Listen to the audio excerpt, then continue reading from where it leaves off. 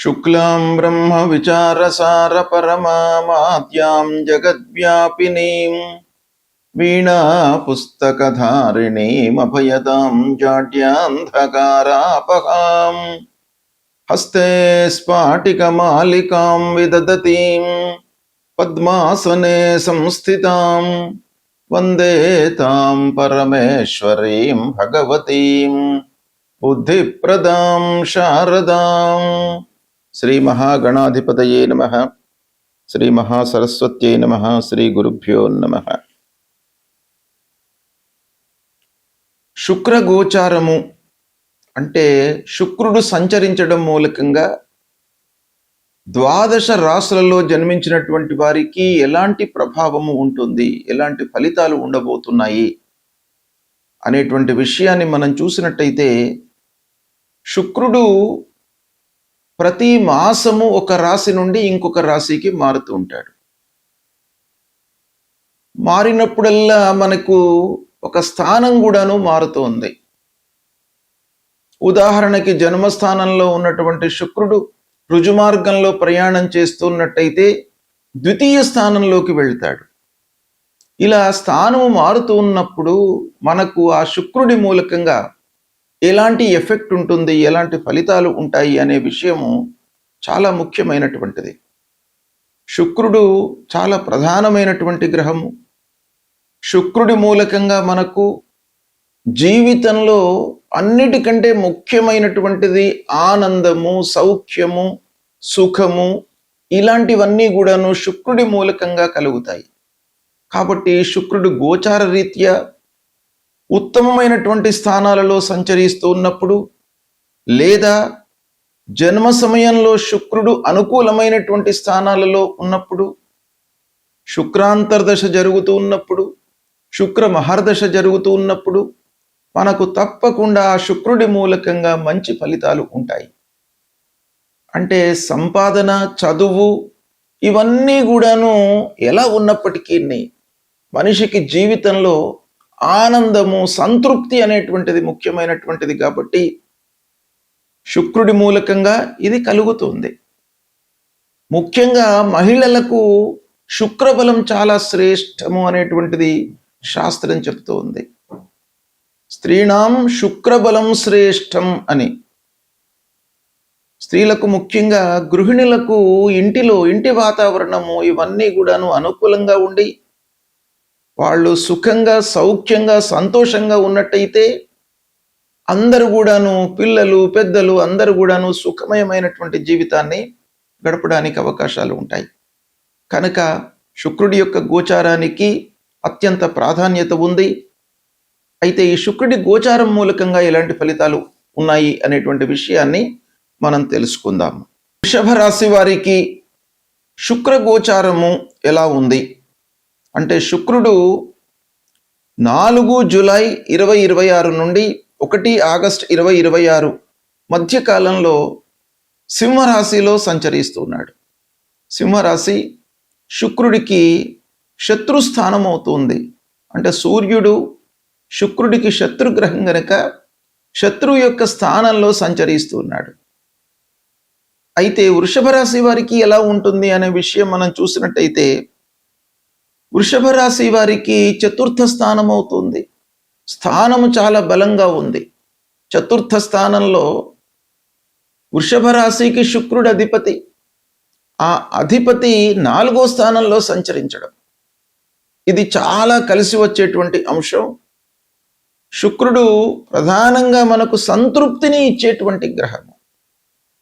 జీవితంలో అన్నిటికంటే కూడాను గొప్పనైనటువంటి విషయం ఏంటంటే ఆనందము, సంతృప్తి, సుఖమయంగా మనము జీవనాన్ని కొనసాగించడం.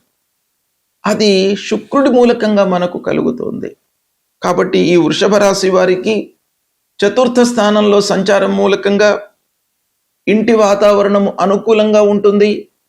తల్లిదండ్రులు, అన్నదమ్ములు, భార్య, పిల్లలు క్లోజ్గా మూవ్ అయ్యేటువంటి వ్యక్తుల మూలకంగా మీకు బాగా కలిసి వస్తుంది. సౌఖ్యంగా ఉంటారు. ఇక ఆస్తుల విషయం ఆలోచించినట్టయితే, స్థిర చరాస్తుల విషయంలో మీకు చాలా అనుకూలమైనటువంటి సమయము. వాహనము కొనుగోలు చేసేటువంటి అవకాశం కూడాను ఈ సమయంలో ఉంది. ఇక తల్లి యొక్క సహాయ సహకారం బాగా అందుతుంది మీకు ఈ సమయంలో. ఇంట్లో శుభకార్యాలు జరుగుతాయి, అనుకున్నవి మీకు నెరవేరే అవకాశము ఉంది శుక్రుడి మూలకంగా. ఆర్థికంగా ఒక స్థిరమైనటువంటి స్థితికి వస్తారు మీరు. ఇకపోతే అలంకరణానికి, వినోదాలకు ఖర్చులు పెడుతుంటారు, కుటుంబంలో సంతోషంగా ఉంటారు. మానసికంగా చతుర్థ స్థానము మానసికాన్ని అంటే మనస్సుపై ప్రభావాన్ని చూయించేటువంటి స్థానము కనుక అలాంటి స్థానంలో శుక్రుడి సంచారం మూలకంగా మానసికంగా మీరు ప్రశాంతంగా ఉంటారు. చేస్తూ ఉన్నటువంటి ఉద్యోగం లోపల మీకు స్థిరత్వం ఉంటుంది.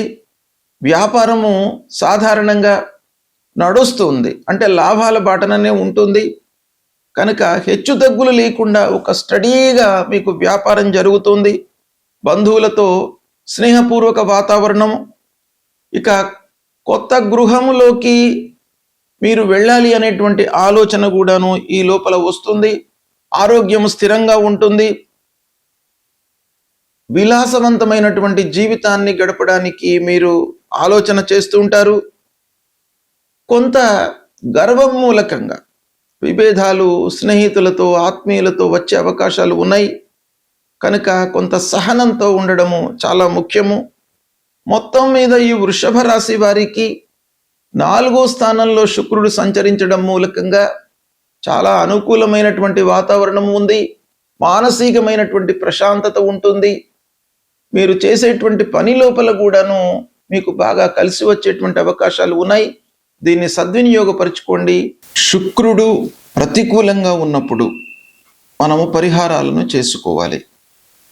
ప్రతికూలమైనటువంటి ఫలితాలు అనంటే గోచార రీత్యా 6, 7, 10వ స్థానాలలో సంచరిస్తున్నటువంటి సమయంలో, లేదా శుక్రుడు శత్రుస్థానంలో సంచరిస్తున్నటువంటి సమయంలో, జన్మ సమయంలో దుస్థానాలలో ఉన్నప్పుడు, వీటన్నిటినీ కూడాను మనము దృష్టిలో పెట్టుకుని శుక్రుడికి సంబంధించినటువంటి పరిహారాలు చేసుకోవాలి. శుక్రుడు చాలా ప్రధానమైనటువంటి గ్రహము. మనకు ఆనందాన్ని, సౌఖ్యాన్ని జీవితంలో ఇచ్చేటువంటి గ్రహము కాబట్టి శుక్ర బలము అనేటువంటిది చాలా ముఖ్యం. కనుక శుక్రుడి పరిహారాలు తప్పకుండా చేసుకోవాలి. ఏం చేయాలి శుక్రుడి కొరకై, ఆ శుక్రుడి యొక్క అనుగ్రహాన్ని పొందడానికి అనేటువంటి విషయాన్ని మనం చూసినట్టయితే, ప్రతి శుక్రవారం కూడాను మహాలక్ష్మి అమ్మవారిని మీరు పూజించండి. ఆ మహాలక్ష్మి అమ్మవారిని పూజించేటువంటి సమయంలో, ఆరాధన చేసేటువంటి సమయం లోపల తెల్లని పుష్పాలను మీరు వినియోగించండి అమ్మవారి కొరకు. అంటే మల్లెలతో అమ్మవారిని ఆరాధించండి, అర్చన చేయండి. మహాలక్ష్మి అష్టోత్తరాన్ని మీరు పారాయణం చేయండి, శ్రీ సూక్త పారాయణం చేయండి. ముఖ్యంగా స్త్రీలకు, మీరు ముత్తైదువులకు తాంబూలాలు ఇచ్చుకోండి. తెల్లని వస్త్రాన్ని దానంగా ఇవ్వండి. ఇక పిల్లలకు, చదువుకునేటువంటి విద్యార్థులకు పుస్తకాలు కానివ్వండి, పెన్నులు కానివ్వండి, లేదా వాళ్లకు ఉపయోగపడేటువంటి సలహాలు చదువు కొరకై మీరు చేయండి.